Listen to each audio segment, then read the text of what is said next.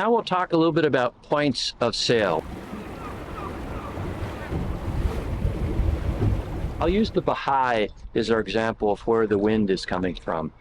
So a sailboat can't sail directly into the wind. That's the only position of sail that we can't sail. And that's called in irons or head to wind. And that's typically where the sails are luffing and the boat just stops.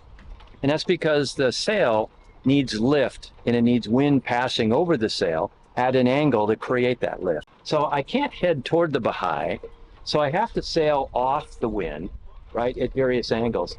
And if you were to think about it on a watch, for example, close hauled, you'd be sailing as close to 12 as you could, and that would be 1 and 11.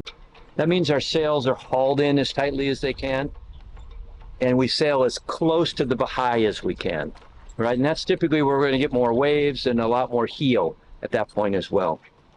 So the next part that's a little bit more comfortable is called a close reach. So at about 2 o'clock and 10 o'clock would be a close reach.